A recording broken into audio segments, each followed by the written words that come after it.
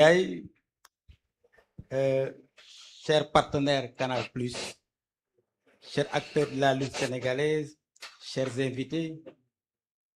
chers anciens promoteurs Abdul Aziz Al Ndiaye, c'est avec un réel plaisir que je prends part aujourd'hui à cette cérémonie marquant la signature de la convention de diffusion en direct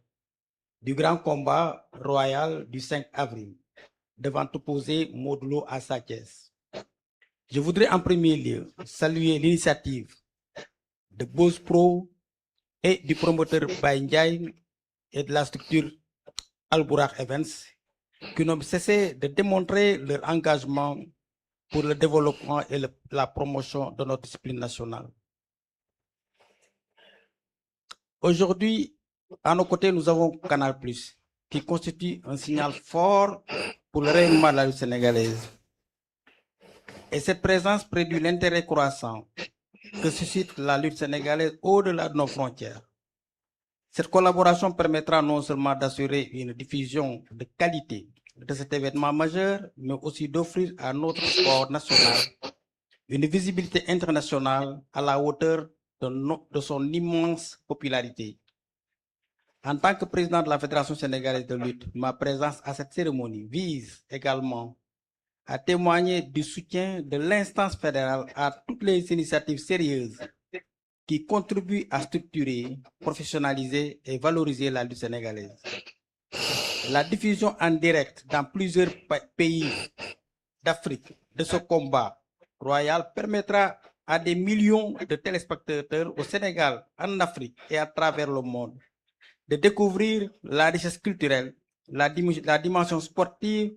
et la ferveur populaire qui entoure notre lutte.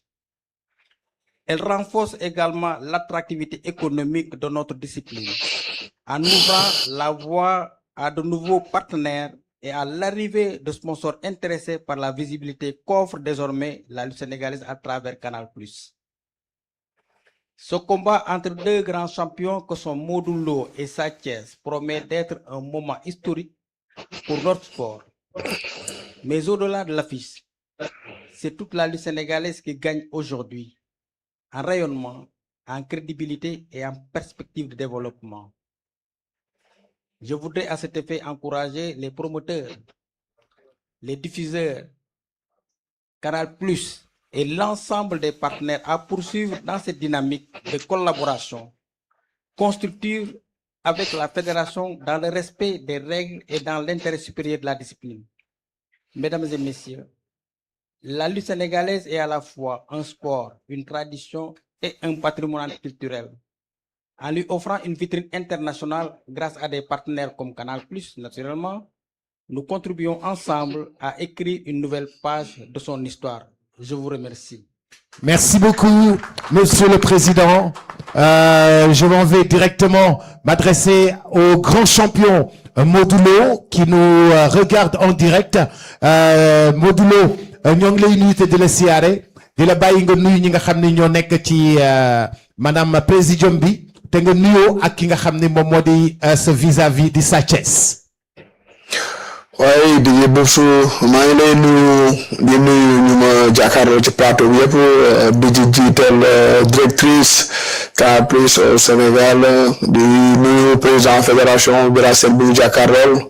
nuyu Aziz Ndiaye boobu ma jàkkaarlool di nuyu Boz Pro bu baax di nuyu suma adversaire Sa Thiès di nuyu daal assistance bi toog foofu yëpp di ñu seetaan vraiment di am contentement toog pour ñu signer benn convention muy diggante lutte sénégalais ak Canal+ Sénégal wala Canal+ Afrique vraiment di kontaan ci loolu bu baax a baax di wax yokkutale bu rëy ci làmb parce que mën nañ ne seen Afrique ñu bari xam nañ lutte mais tey dafay yegg beneen dimension muy 48 pays d'Afrique di ko seetaan maanaam beneen dimension la daal bu nga xam ne joogo bi nga xam ne lutte mu ngi ko jël di ci kontaan nag di wax rek mbër yi di ko commencé sama bopp suma adversaire ñu gën a defaraat toogaay ak taxawaay parce que tey lutte tegaat na beneen jéego bi nga xam ne jéggi na frontières yi te tax na nañu jël yu baax a baax di ko wane jël lépp li nga xam ne luy ndoro saban la wala dara ñu teg ko fële parce que li yokkute la ci nit waaye malaa ñun li nga xam ne daanaka xam nga def nañ li ñu def ba pare mais suñu rakk yi ñëw ci war a gën a mën a bénéficier wu xam nga parce que tey bu ci yàlla defee xewal nii mën nañ ni yeneen combat yi ñëwaat yëpp ak promoteur bu ñu mën a tëgg mën na nekkaat direct ak Canal Plus ba tax na daal vraiment di kontaan ci loolu bu baax a baax encore di nuyu assistance bi toog foofu yëpp daal dañu seetaan. jërëjëf Modou di nuyu ki nga xam ne moom moo di Sa Thiès bàyyi ko mu nuyoo moom tamit ba noppi it daal di dugg dans le vif du sujet Sa Thiès rakki Balla Gaye ñoo ngi lay nuyu. waaw maa ngi leen di fay di nuyu ñu fi nekk ñëpp rawatina suñu yaay ju baax ji fi toog di président de canal di nuyu Beuz di nuyu Aziz di nuyu Père Birat Sène di nuyu assistant bi fi nekk yëpp di nuyu sama adversaire Modou Lo di wax nag li ñu fi dajale kontaante mbégte la aussi yoonu yokkute la ci làmb wax dëgg yàlla yàgg nañ koo xaar mi ngi nii nag bon exemple la en cas comme li ñu wax rek ñi nekk suñu ginnaaw gi nekk suñu kanam tàmbale ko ci suñu bopp nag mais félicitation à Canal félicitation équipe bi yëpp ñu ngi leen di sant bu baax a baax parce que lii tamit day wane ne làmb ñu ngi yokk aussi tamit làmb sport la boo xamante ni ñun lu ñu fonk la te ñoo ko moom alhamdulilah nag ba tànk yaa ngi gën a avancé wax dëgg yàlla félicitation Baye Ndiaye aussi tamit yaa ngi réussir yoon bi macha allah. jërëjëf Modou Lo yow ki nga xam ni moom moo di Sa Thiès est-ce que seen yoonu daje dañ ko tracé woon est-ce que seen yoon pour nga daje moom dañ ko tracé woon parce que yow bëri nga ak ki nga xam ni moom moo di Balla Gaye ba noppi seen i combat metti woon lool mais tey yaa ngi encore toujours dans la famille Sakho dafa mel ni waa kër Double Less ak yow da ngeen am histoire dans l'arène. non pas histoire lamb moo ñu boole rek xam nga parce que lamb dafa am fi ci toll li may wax chaque fois rek quoi tey alhamdulilah yàlla def na ma roi des arènes daanaka koy bërilaat rek mën nañ ne ko may sens la quoi parce que xam nga comme yow yaa nekk ci copp wax ndaw comme ni ñu ko waxee xam nga moo tax dafa def ay preuve Sa Thiès xam nga ba tey ñu dawee parce que dafa am objectif bu ma amoon ne tey su ma nekkee roi des arènes damay bëri ay combat yi nga xam ne ay combat jànk la ñu musul bëral léegi nag moom dafa xam nga tombé muy xam nga jeune lutteur tamit bu def ay performance am xam nga bayit si ñu war a bëre loolu moo tax ñu war a bëre loolu kese la quoi vraiment. Sa Thiès boo gisee li nga xam ni moom moo di ay combat wu Balla Gaye ak Modou Lo ngeen dem ba fekkante tey jii ci coll ga nga daal di mu ne moom ndax dafa ne moom mooy roi des arènes waaye combat jànq bi nga xam ni dafa mel ni koo xam ne daf lay jox chance wala yow sa mérite la da nga yéeg ba ci kaw fekk ko. ko c'est vrai damay nangu ñoom ak ñoom Balla Gaye ñoo nekk ci kaw ñooy suñu kilifa même boo ko daanee tamit sama grand lay doon parce que ñoom lañ fekk ci làmb. félicitation sans ma may comme li mu wax di wax làmb ju neex la. am na lu mu bëgg a wax de nga ne Modou.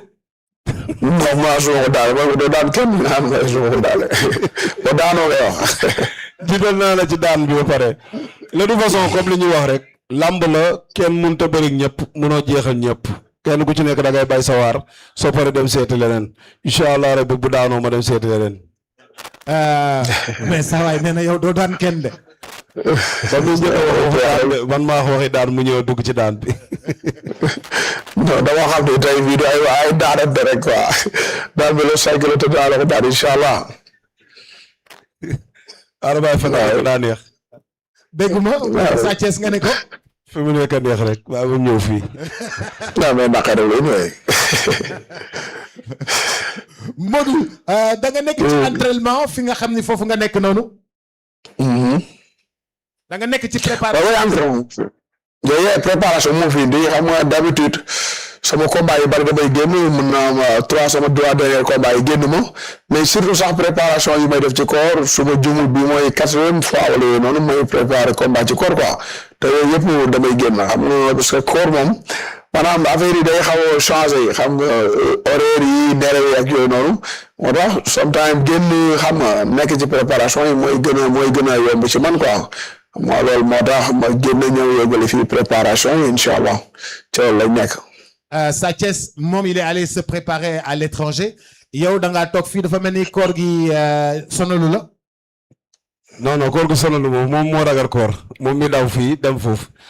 mais noonu la nekk ci xam nga ndax bëgg nañ tamit bu ñu sumee ko ñu xam ni la nga taxoon nga jóge fii dem foofu jar na ko man it li ma rese fii di la waajal jar na ko kontaan naa daal foofu yàlla na sa forme gën a baax ci forme yi ngay andi te jël bi ma lay daal yàlla na gën a rëy macha allah. may leen ma invité. aussi di ko baalu àq ci weeru sell bi yaa ma di baalu àq Sénégal monde entier ndax ñi ngi wax nag mais dañoo juum ci loolu. baal ma àq ci weeru sell bi aussi tamit lépp loo xamante ni def naa la ko waxuma wax la ko te neexu la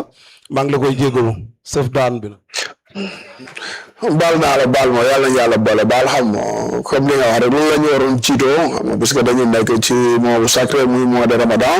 xam nga di ci baalu ak ñëpp rek di leen baal di wax yàlla na yàlla boole baal tam nangul ñu suñu koor ci am yàlla yëpp te jégal ñu tamit suñu bàkkaar quoi vraiment. Je vous laisse sans repérage. Restez avec nous, Modulo. Je vais inviter Monsieur Malik Thiandoum, journaliste. Monsieur Malik Thiandoum, comment est-ce que vous vivez ces moments intenses de combat royal qui se préparent? Modulo est de l'autre côté, en direct depuis son lieu d'entraînement. Et Sathiès est avec nous. Et Canal Plus nous met sur orbite la lutte sénégalaise. Merci beaucoup, Didier. Bonjour à tout le monde. Alors, je dirais tout simplement que nous sommes en train de vivre un moment historique, un moment qui restera à jamais gravé dans les annales de la lutte sénégalaise. C'est une grande première réussie par Albourakh Evans et qui, en fait, nous permet de faire un bond quantitatif dans le processus d'internationalisation de la lutte. La lutte est un sport bien de chez nous et uniquement de chez nous, qui n'est pratiquée nulle part ailleurs comme nous la pratiquons ici au Sénégal. C'est la raison pour laquelle cet événement est grandiose, parce que ça va marquer encore une étape très importante dans la vie de la lutte sénégalaise. Parce que moi, je dis souvent qu'au rendez-vous du donner et du recevoir, nous avons quelque chose de fabuleux à apporter et à montrer au monde.